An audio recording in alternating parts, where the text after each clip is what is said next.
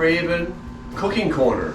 Oh my god. That's what we're going to call this. Cod Raven Cooking Corner. Oh my gosh. Hey, Holly? Embarrassing. We're going to share with you some soup that I guess I started making, and then you eat it too, but it's mostly my creation, and I kind of, I don't know where it came from, but I kind of added to it and modified it over the years. So I've been making it for quite a while. Cabbage soup in Prince George. Yeah, I started out as cabbage soup and Prince George stone soup, and then it evolved to keto soup, I guess, or whatever. So, but we eat it quite a bit. I eat it quite a bit. We took it with us on the sailboat this past summer, and we just use it in the. We cook it in the pressure cooker. So it's so easy to do. We just throw it in there and put on the pressure cooker and walk away. So we're going to share with you how we do that. We start off with a meat base. I put anything in here for like a oily base. Olive oil today. It could be bacon grease. It could be something rendered or butter, anything at all. So we're going to use that. And we have sheep meat here. Sheep stew meat. So Holly's going to open that. This is a sheep that we got not too long ago at the farm. So we usually put the meat in the bottom, uncooked. How's that for size, Holly? Is it That's good. great sizes and everything? Yeah, okay. It's good. All right, so that's a good meat base. Next, we need to cut some veggies here. So we're gonna we're gonna go with always have some carrots and some celery, for sure. Holly, what are you cutting that with? What are you using here?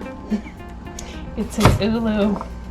It's an ulu. Okay, so you have to Google that to see what that's all about. But it's a pretty handy tool. She likes it. It's a tool that you have to respect. That's all I gotta say about that.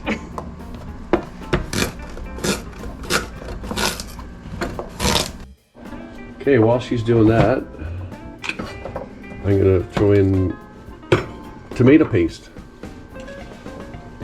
That gives us some nice flavor and color, and so on. Of course, you know what tomato paste does.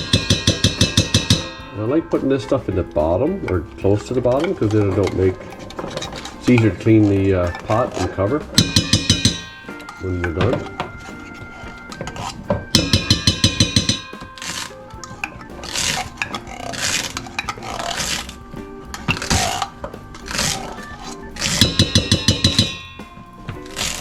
And also a can of diced tomatoes, any brand. It's all the same. So that's, yeah, that's good. Now I like getting my spices in there, and there's no set recipe here. I just go by, Holly's putting in some hot peppers. So I just go by my own judgment here. It usually comes out pretty good. So that's salt, based on your own. And now we're going to go with some pepper, lots of pepper. I like good spicy, stingy soup. And now we have cayenne. This is, Remember, there's hot peppers in there. yeah, so a little bit of cayenne. Cayenne's good for you, actually. I like cayenne on my eggs even, because it helps build mucus in your stomach, and it's really good. Okay, so we got, let's throw the celery in, and the carrots. Just throw her in. A little bit big. Celery and carrots. Okay, now we're going to go with this is onion and garlic.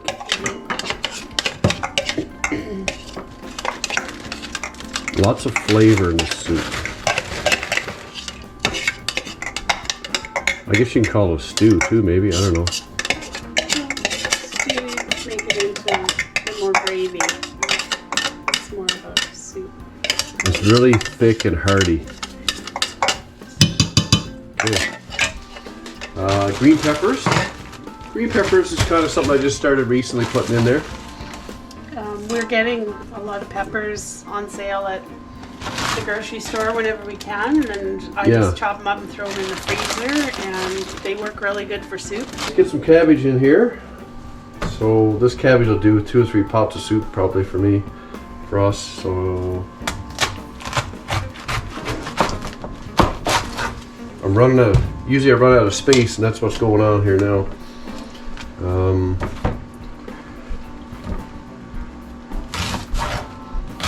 Yeah, you cut it whichever way you want.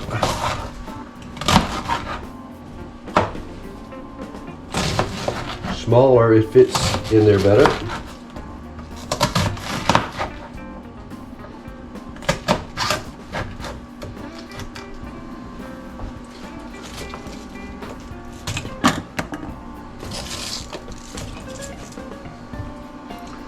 And I'll freeze it once it's done, whatever I don't eat tonight for supper. And it's nice and thick.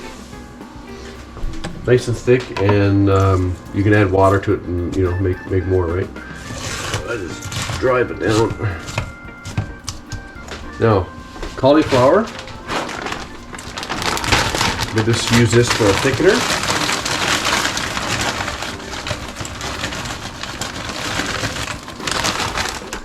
Frozen cauliflower, and that goes to mush. When it's just cooked, it just thickens everything up nice. Something else I like in my soup, it's good for your stomach, is some vinegar. And if you like vinegar taste, that puts a little tang, a little twang on it. And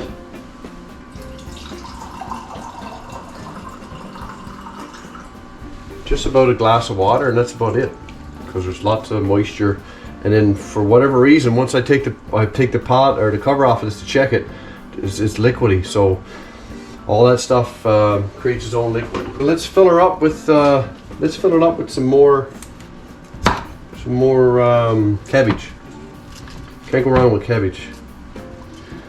I watched Gary from Tucker and I make soup the other day, and anyways, I thought it was a good time now to share what I do for soup. So there we go, right to the lid. That's a 6 quart, I think. Right to the lid, stog it down nice and tight. And okay, let's go over here. Okay, let's go here to the pot. So, you said this is a Instapot, it's not an Instapot brand, but it's a pressure cooker, electric pressure cooker. And this is the best way, because now I just push the button, walk away, and if I gotta go run an errand, 2 hours, 4 hours, 10 hours, nothing's gonna happen, nothing's gonna hurt with this. So that's the beauty part about it. I haven't got to babysit on the stove. So this has a soup, where is it? Right here. A soup setting. There we go. On, now it said 25 minutes, so what happens, it takes a while for the pressure up. And then you need to wait until pressure's up, because sometimes I've had the device here stick. So that was off now, so it should be good. So this little buddy comes up when she starts cooking. And then after 25 minutes, it'll go on a self simmer. And it'll just keep going and stay warm forever. But usually after it's done, I'll depressurize it, open it up, and give it a good stir. Because as you saw, everything's just thrown in there. So give it a good stir, and yeah, and then it's ready to eat. So we usually just keep it there. I'll make it in the morning, keep it there all day. Then the smell goes through the house. It's just phenomenal. Through the advancements of time machines, I have my flux capacitor plugged in to my shed out there. So anyways, we're going to advance in the future. This is what makes time travel possible. The flux capacitor. Due to the technology of time travel and the capacity of flux capacitors, we're in the future. and we're gonna have a look at the soup and give it a stir. I didn't talk about the quantity of ingredients. As you saw, you just put in as much as you like and fill it to the brim. As long as you got it to the brim when you're finished, that's all that matters. So more of whatever you want to put in it, basically, to fill it right up. You might as well, if you're going to cook the pot of soup, you might as well have a full pot, right? Still boiling that, so we're just going to give it a stir here.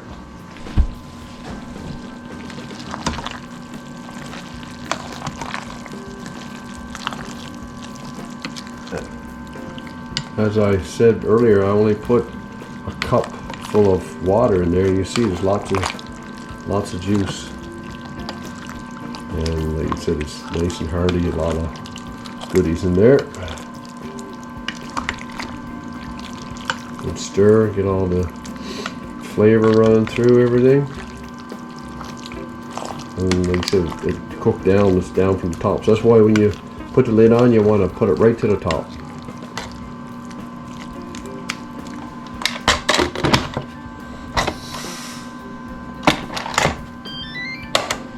Okay, so it's on simmer now, so we'll just, it's good. We'll let it, we'll check it out at supper time. Okay, it's been a couple hours later now. I think it's 2 and something on the clock here. It's been on simmer, so anyways, no pressure, right? It's just simmering the way there. So let's see what we got.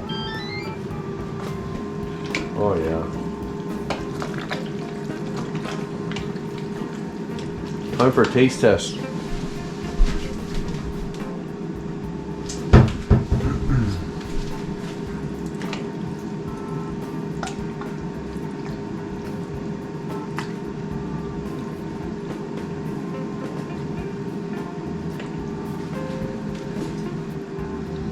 Okay, we'll let this cool off. The taste tester, I guess. I got a pretty down pat of how much spice to put in nowadays because I've made it so many times, but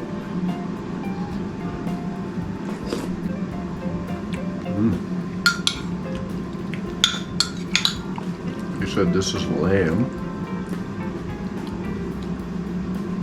You could use beef, pork, whatever. I usually use pork mousse, really good in this. I made lots of mousse.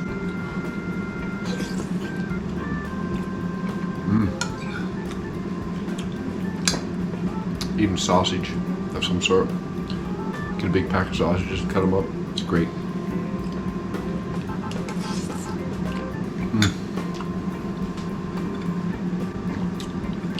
Yum yum. Anyway, quick and easy soup. You haven't got to babysit on the stove or nothing. Fire it all in there, fill it up to the top, walk away.